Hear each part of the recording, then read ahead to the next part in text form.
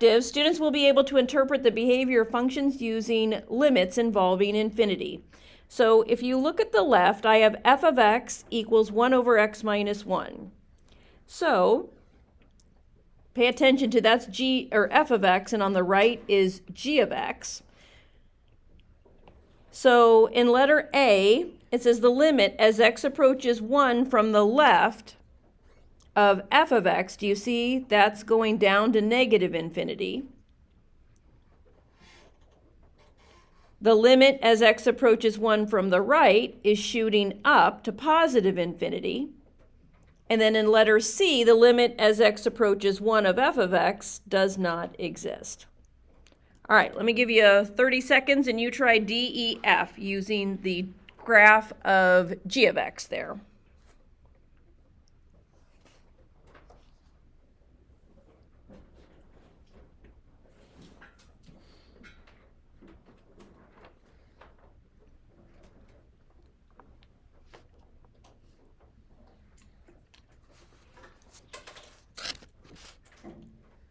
All right, so letter D, the limit as x approaches 1 from the left of g of x is positive infinity. The limit as x approaches 1 from the right of g of x is infinity.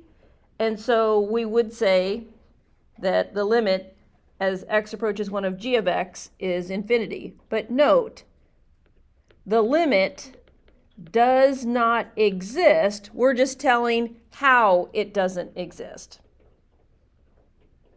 What do limits that produce results of infinity or negative infinity say about the function?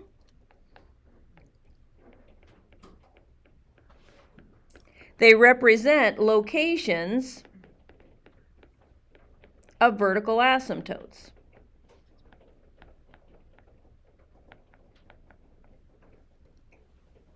So limits that have an answer of infinity or negative infinity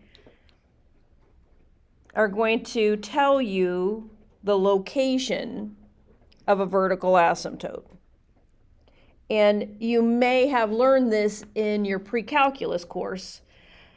It says the definition of a vertical asymptote: if the limit as x approaches c from the left of f of x equals infinity or negative infinity, or the limit as x approaches c from the right of f of x is infinity or negative infinity, then x equals c is a vertical asymptote.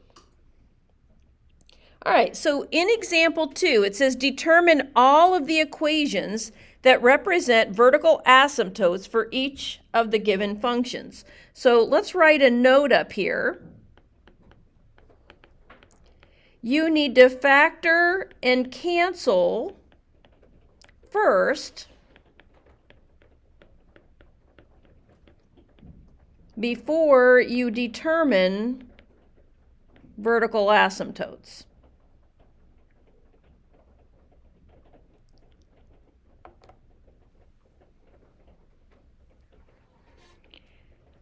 One thing I've heard teachers say sometimes, which was technically incorrect, is that they say, oh, set the denominator equal to 0. That's actually not true. You have to make sure you've taken care of any removable discontinuities first.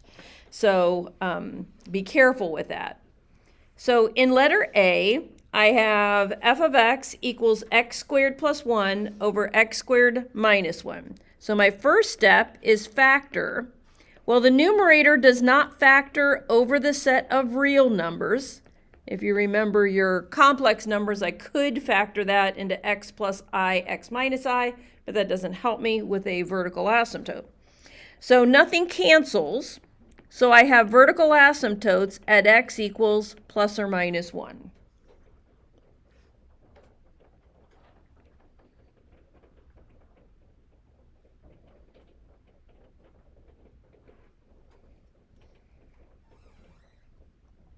All right, try letter B on your own. Factor.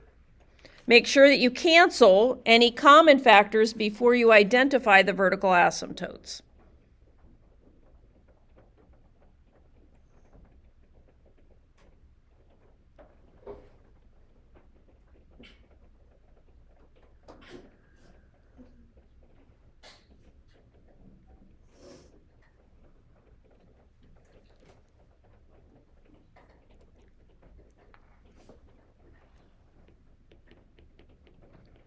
I think I've mentioned this before, but if you struggle with factoring, what I like to do in a rational function, if either the numerator or denominator is easier for me to factor, like in this case, the denominator I know is x plus 2, x minus 2. If I'm a little unsteady with then the numerator, I know that there's a 99% chance one of those factors is going to cancel in the top. So that's going to give me x plus 4, x minus 2.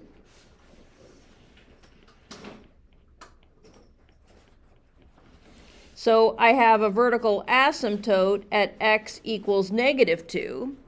What's happening at x is positive 2? Good job. There is a removable discontinuity, or we would say a hole, at x is 2. They didn't ask me that, but just because we know that. All right, so and in the box is exactly the note that I had you write down is, so one way to find vertical asymptotes is to make a table and get closer and closer to say x is 1 from the left and the right. You could graph it, look at the graph, but I think the quickest way is to factor and cancel, and then any remaining factors represent the vertical asymptote. So in example 3, letter A, this one there's nothing to cancel, so what's my vertical asymptote in example 3A? X equals 1. Be very, very careful not to write 1. 1 doesn't represent a vertical line, so make sure you do have equations that it's x equals 1. All right, letter B, now we're going to go back to our trig. F of x equals cotangent x. Well, we're supposed to remember that cotangent is equal to cosine over sine. So we're going to just refresh our memory. Then where would a vertical asymptote occur?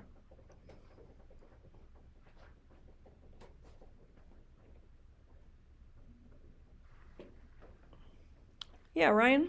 Would it be at like every interval of pi? Okay, and how are you getting that?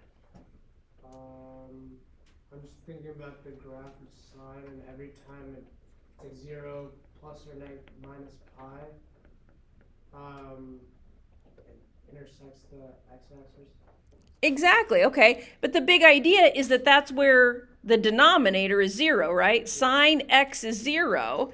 And so you've done a nice job. That does happen at 0, pi, 2 pi, etc. So could we call that pi k, where k is an element of the set of integers? Did your pre-calc teacher use this notation? Seen a lot of nods. Let me refresh your memory just in case we forgot or you've never seen it. So this is going to happen, and you can say pi k, pi n, n pi, however you want to write it is fine. So if I use the k, this little e symbol stands for is an element of, okay, the little e symbol is for is an element of. Capital Z in mathematics stands for the set of integers, okay? So there's infinitely many vertical asymptotes over the domain of cotangent x. All right, example 4 says find each limit without using a calculator. All right, so the hint is try making a table of values, allowing x to get closer to 1 on the appropriate side of 1. So here we go.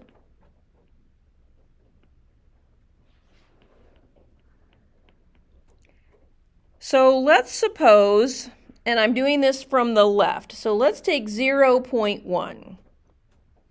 So that's 1 over 0.9 minus 1. And let me show you how you really can do this without a calculator. So if I have 1 divided by negative 0.1, I can stick the negative out front, but isn't that 1/10? And what do you remember about dividing by a fraction? Yeah, multiply actually by the reciprocal. So that's negative 10.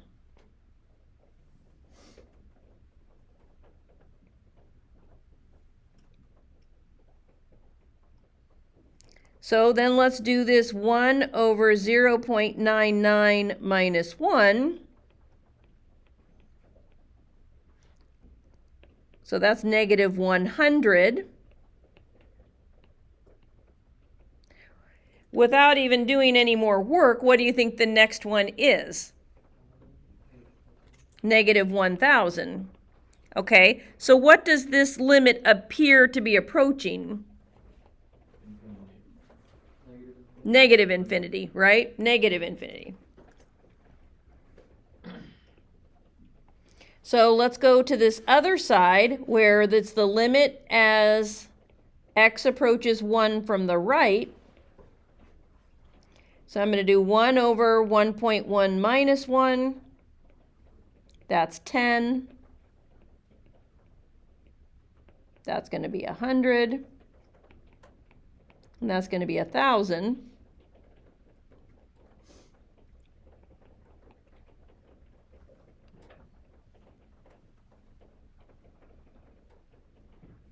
So the limit as x approaches 1 from the right of 1 over x minus 1 is approaching infinity. So the big idea here is that if you have a one-sided limit that is approaching infinity or negative infinity, the answer is approaching infinity or negative infinity, then x equals that c value, whatever that real number is your vertical asymptote. All right, here's a little limit humor. I think this is adorable. A teacher was explaining to her class the concept of infinite limits and used the following example. The limit as x approaches 8 from the right of 1 over x minus 8 equals infinity. Feeling that her students seemed to understand what was going on, she called upon a student to tackle the limit as x approaches 5 from the right of 1 over x minus 5. After contemplating the problem, he wrote down the answer and he put the 5 on the side. I thought that was so cute.